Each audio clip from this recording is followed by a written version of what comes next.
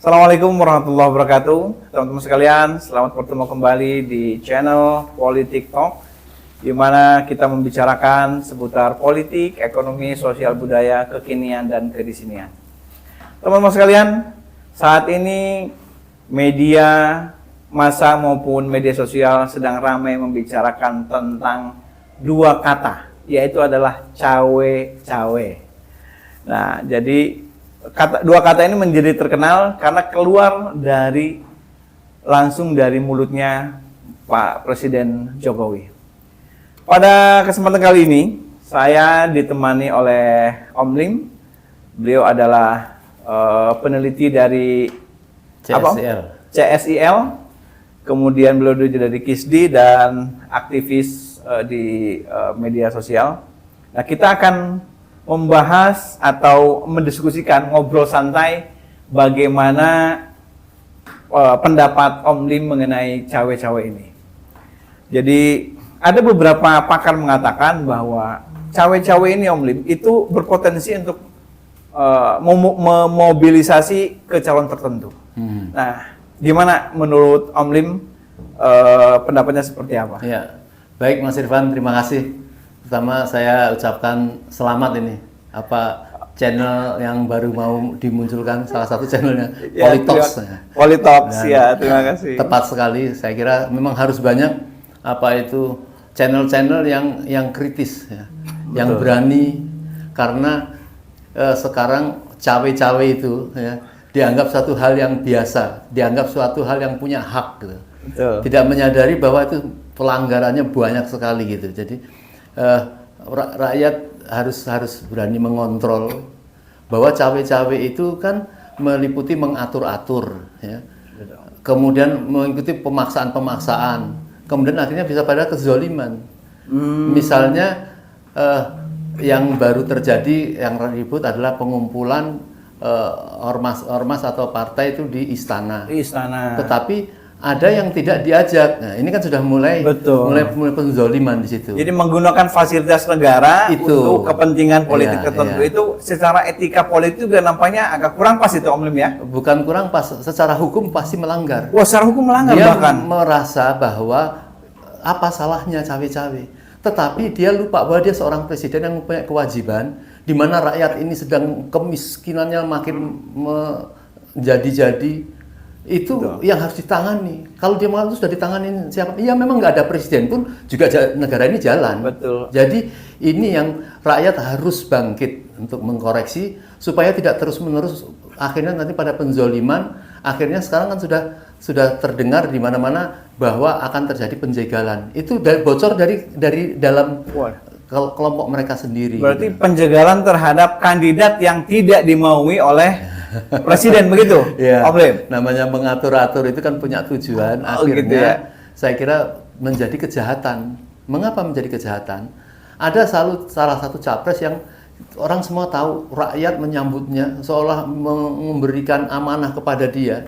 Kemudian misalnya mau dijegal-jegal, berarti kan itu melawan rakyat, ingin membunuh aspirasi rakyat. Betul. Itu yang harus ditangkap. Padahal sesungguhnya seorang presiden itu dia presiden Republik Indonesia, harusnya berada di tengah, ya, mengayomi semua pihak. Semua kandidat adalah orang-orang anak bangsa yang memiliki potensial. Betul. Harusnya diayomi semua. Itu. Jadi kalau hanya yang lain boleh kecuali dia, nah itu melanggar hukum secara demokrasi itu, ya. Lebih daripada itu, kalau dia legowo, bukan saja memberikan hak kepada semua capres-capres itu, tetapi dia tahu bahwa ada satu calon yang istimewa, yang di dalam ungkapannya pada saat zaman sebelumnya dia membangga-banggakan, saya kepengen seperti Anies dan lain sebagainya. Itu mestinya rakyat itu makin cerdas. Dan saya ingatkan kepada partai-partai. Partai-partai itu tahu bahwa gerbongnya, isi gerbongnya itu kan sudah lari semua. Ya. Jadi bagaimana harus menjadi sebuah keberhasilan, bukan kegagalan. Karena berarti orang-orang partai itu yang di grassroots berarti kan cerdas. Saya mau memilih pemimpin yang betul-betul bisa memperbaiki Indonesia. Jadi harusnya partai politik itu mau mendengar suara rakyat, mau mendengar suara massa. Mereka mau memilih siapa. Sekarang kita tahu bahwa ada 3 nama capres. Ada 2 nama yang konon katanya mendapat blessing dari pemerintah. Ada 1 nama yang nampaknya belum pernah disebut oleh Pak Presiden Jokowi ini, yaitu Pak Anies Baswedan. Padahal kita tahu bahwa Anies Baswedan secara survei kan nilai survei itu nomor 3. Kalau nomor 3 kan harusnya tidak perlu ditakutkan. Ini kenapa malah nomor 3 aja mencoba dikerdilkan? Ini gimana menurut Om Lim ini melihat fenomena ini? Iya, memang kalau saya kepengen harus lebih tajam dan tegas ya. Di dalam musra itu kan juga seolah-olah menampik bahwa ada salah satu calon yang sudah disebutkan oleh Yusuf Manandi. Ya. Yusuf Manandi mengatakan dia tahu benar karakter bagaimana Pak Presiden ya, Mr. Presiden ini gitu. Dia pokoknya tidak ingin ada calon, katakanlah yang disebut, yang dituju adalah misalnya Anies Rashid Baswedan. Dan dari kalangan dalam juga mempersiapkan seolah yang akan maju cuman 2 ataupun 3, tapi pokoknya tidak dengan Anies Rashid Baswedan. Ini kan satu pelanggaran ya. Jadi ini yang nampaknya memang harus harus dicegah oleh masyarakat, para tokoh, para aktivis harus menyebutkan.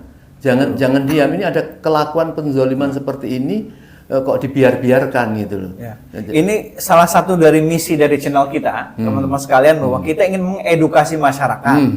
Jadi ingin mencerdaskan masyarakat. Seperti yang Om Lim sampaikan bahwa ada etika demokrasi. Sesungguhnya setiap warga negara punya hak untuk dicalonkan. Partai politik punya hak untuk mencalonkan.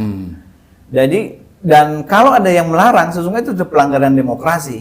Apalagi misalnya kandidat tersebut adalah sudah, katakanlah misalnya Pak Anies Baswedan, sudah mendapat pengakuan tidak hanya dari dunia nasional, dari rakyat, tapi dari dunia internasional.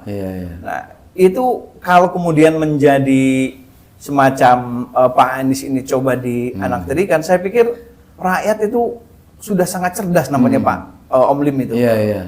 Ya memang akhirnya harus berani memunculkan ya dari kelompok Anies Rashid Baswedan ini mengatakan bahwa ayo calon yang ada kita pilih semacam kayak rational choice gitu ya. Dari tiga-tiganya ini apa? Bandingkan kepribadiannya, track recordnya, kepandaiannya, misalnya itu dibandingkan satu nilainya. Coba secara jujur pasti tidak mau mereka gitu loh. Apa yang disampaikan oleh Anies sama ini mengapa disambut? Yaitu untuk menghadapi Indonesia ke depan tanpa menyebutkan bagaimana kehancuran yang sebelumnya gitu loh. Itu sangat etik sekali gitu, luar biasa. Maka itu rakyat makin cinta itu, dia mengemukakan secara cerdas seperti itu.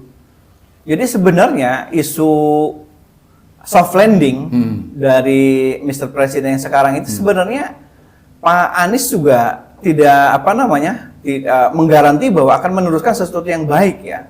Jadi arti Pak Anies itu adalah bukan ancaman gitu. Kalau menggunakan kalau istilah Bung Rocky Gerung itu adalah akal sehat. Nah, jadi memang ini sedang diperbincangkan di banyak pihak. Tempo hari Pak Yusuf Kala juga merespon bahwa kalau Pak Presiden cawe-cawe urusan negaranya untuk berada di tengah, itu tentu kita juga semuanya mensupport ya. Kalau berdiri di tengah.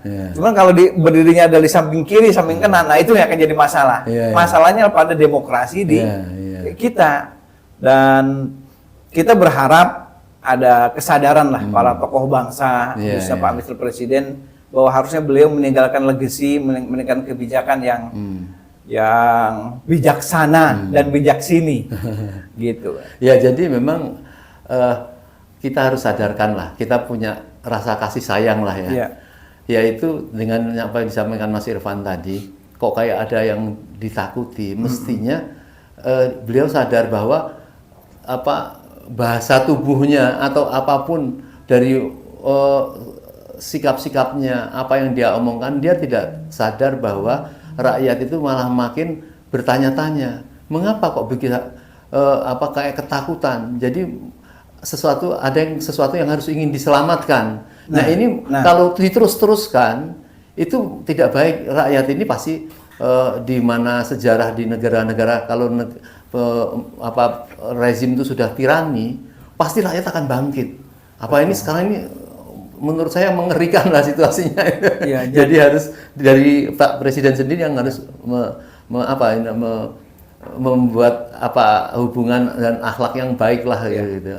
Kita berharap Pak Presiden bisa menonton channel kita, diskusi kita. Ini adalah suara masyarakat sipil anak bangsa. Jadi kita ingin ada kecerdasan politik, kecerdasan demokrasi, kecerdasan dalam menentukan sikap, kebebasan dalam menentukan sikap, dan seyogianya itu menjadi legacy dari Pak Presiden. Karena kalau beliau seorang presiden kemudian pada hari ini hanya menggiring, memobilisasi kebijakannya pada kandidat tertentu, saya khawatir ini akan diteruskan oleh presiden yang akan datang. Dan kalau ini terjadi, maka kecelakaan sejarah di Indonesia, kerusakan dan kecelakaan demokrasi ini sudah diambang pintu. Dan kita berharap sih Pak Presiden segera putar balik, putar haluan untuk memberikan kesempatan kepada semua anak bangsa, khususnya adalah anak bangsa, tokoh, seorang seperti misalnya Anies Baswedan yang tidak hanya diakui di tingkat lokal tapi beliau juga diakui di dunia internasional. Betul. Dan harusnya itu diberikan ruang seluas-luasnya untuk ikut berkontribusi memajukan bangsa ini. Nah, Om Lim bagaimana melihat melihat arah, ada pengawat mengatakan ini cawe-cawe ini bisa mengarah kepada mobilisasi ke calon tertentu. Menurut Om Lim itu memungkinkan atau tidak itu? Ya, itu semua yang dikatakan Yusuf Wanandi itu menurut saya dia sampai mengatakan tahu benar karakter Pak Presiden ini gitu, dan bukan saja hanya mengarah kepada tertentu, bisa jadi dia membuat arah kepada dua kaki. Nah, di mana pentingnya dua kaki itu?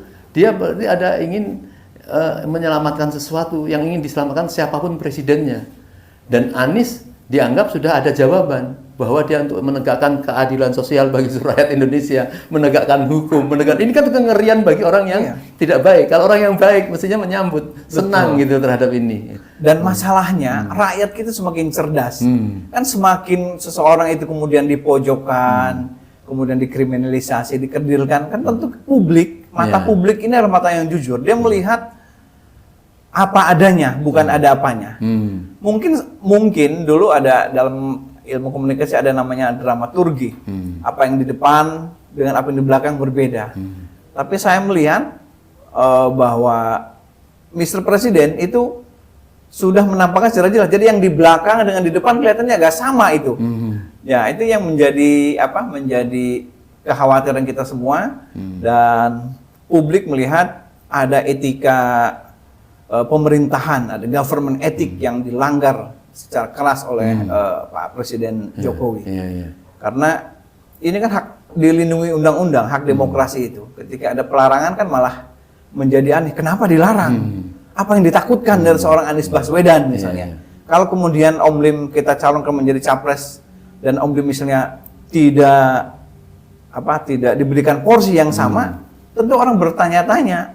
Publik akan bertanya-tanya, ini apa yang ditakutkan dari seorang Om Lim misalnya. Dan ini seyogianya segera disadari oleh Pak Presiden bahwa cawe-cawe, apapun namanya, ini adalah istilah komunikasi politik itu, cawe-cawe seorang presiden berbeda dengan cawe-cawe adalah seorang yang orang biasa. Apalagi dalam pilpres, yang tentu ini bisa mengarah pada mobilisasi suara, mobilisasi isu pada kandidat tertentu, dan ini tentu kita menyepakati ini adalah sesuatu yang bahaya ya, Om Lim ya. Setuju Om Lim ya? Iya, setuju sekali. Jadi kita harus tahu bahwa cawe-cawe itu ini sebuah proses yang sebelumnya dilakukan untuk dia mengkampanyekan 3 periode lah, penundaan. Tapi kayaknya respon dari masyarakat dan tokoh tidak memungkinkan untuk itu. Maka kemudian sekarang kan cawe-cawe. Tapi cawe-cawe kalau tidak melanggar hukum, ya nggak apa-apa. Tapi saya lihat ini sudah ada pelanggaran. Ini para tokoh, ya terakhir mungkin saya meminta kepada para tokoh akademisi yang tahu persis tentang bagaimana pergerakan sosial terjadi ini, memberikan edukasi kepada masyarakat bahwa kita ini, negara ini dalam keadaan bahaya gitu loh. Jadi itu yang namanya pahlawan. Dulu Indonesia tidak akan merdeka dijajah 350 tahun, entah dari mana sumber. Kalau tidak ada penyadaran oleh para tokoh kepada masyarakat, oh iya ya, kita ini dijajah. Dia nggak sadar bahwa dijajah. Nah, kita harus sadar bahwa pelanggaran-pelanggaran yang dilakukan oleh Pak Presiden ini, saya kira sudah mengarah kepada cawe-cawe yang melanggar hukum. Mestinya dia sibuk mempersiapkan bagaimana supaya terjadinya satu pemilu yang adil dan tidak ada kecurangan. Karena kan kita harus memperbaiki, sudah dikenal di seluruh dunia bahwa Indonesia itu suatu pemilu yang sangat ajaib. Ya, sebelum terjadinya pemilu sudah tahu hasilnya itu yang jadi masalah. Itu zamannya Orde Baru seperti itu ya. Atau jangan-jangan sekarang zamannya kemarin Pilpres begitu juga? Ya, sekarang sedang diungkap di video-video itu tentang bagaimana kecemasan para tokoh-tokoh itu melihat angka cemas. Berarti kan apa yang dilihat ini sekarang harus dibuka oleh Surya Paloh yang dia ikut di dalam proses penghitungan itu yang masyarakat memperkirakan itu adalah kekalahan, tetapi bisa disulap menjadi kemenangan. Ini kita belum bicara masalah itu. Sekarang laksanakan saja pemilu yang adil, jujur, dan makmur, yang rakyat supaya lega dan tidak akan terjadi satu kegaduhan. Iya. Jadi saya jadi teringat apa yang beberapa hari yang lalu analis politik Universitas Negeri Jakarta, senior saya Bang Ubaidillah Badrun mengatakan bahwa dengan Presiden menyampaikan ada cawe-cawe dalam Pilpres, itu ada indikasi Presiden itu gagal fokus dan gagal paham terhadap fungsi dirinya. Bahwa beliau adalah sebagai Presiden Republik Indonesia yang harus menjalankan amanah 5 tahunan untuk hadirnya adalah pemimpin baru yang tentu bisa melanjutkan estafet hal-hal yang kebaik. Nah, kalau beliau kemudian mencoba mengkerdilkan makna Pilpres agenda 5 tahunan pemerintah Indonesia dengan model seperti sekarang, cawe-cawe, tetapi cawe-cawenya hanya di kiri saja atau hanya di kanan saja atau hanya di salah satu pihak saja. Nah, itu omongannya Pak Bang Ubaidillah Badrun mengatakan itu adalah salah satu kegagalfahaman Presiden. Dan masyarakat Indonesia, khususnya partai politik tentunya, ya kita berharap para tokoh partai politik seperti yang Om Lim sampaikan tadi, kesadaran ini mari kita sama-sama munculkan. Karena partai politik itu dipilih adalah oleh rakyat. Jadi seyogyanya mengikuti suara rakyat. Nah, kalau kemudian suara rakyat dimanipulasi menjadi suara hanya beberapa orang saja, ya ini mungkin bagian dari pengkhianatan terhadap demokrasi mungkin, Om Lim ya. Gitu. Cuma begini, yang harus disadari karena mungkin kita nanti habis staminanya hanya mengkoreksi si Mr. Presiden itu. Kita akan tahu kenapa dia bisa seperti itu. Bisa jadi memang seperti kayak yang diharapkan ada komprador sebenarnya di belakangnya nih. Ada para cukong-cukong yang memaksakan Mr. Presiden seperti itu. Kita harus curigai mengapa kok sangat getol sekali mensukseskan IKN yang jelas-jelas nampaknya sekarang dalam keadaan loyo lah ya. Sudahlah, nggak usah bicara itulah, biarkan itu nanti urusan presiden yang akan datang lah dengan rakyat. Bagaimana memutuskan tentang IKN, bagaimana memutuskan tentang kereta cepat, itu nanti jangan membebanin Mr. Presiden yang sudah tidak punya waktu, dan ya sudah, yang salah nanti insya Allah masyarakat akan bisa berembuk bareng terhadap kesalahan, jangan dipaksakan. Yang itu kita mencurigai ada bandar-bandar di belakangnya itu yang memang harus disudahi untuk keadaan presiden yang akan datang, saya kira begitu. Baik ya, terima kasih Om Lim bahwa dalam closing statement kita adalah bahwa kita meminta kepada Mr. Presiden untuk menyudahi drama politik yang mengancam demokrasi di Indonesia saat ini. Karena publik itu sekarang sudah semakin cerdas untuk melihat. Akhirnya publik melihat jangan-jangan ada udang di balik terigu nih, gitu. Ada yang sesuatu yang harusnya dimakan, gitu. Yang dikhawatirkan mau dimakan, wah nggak bisa dimakan.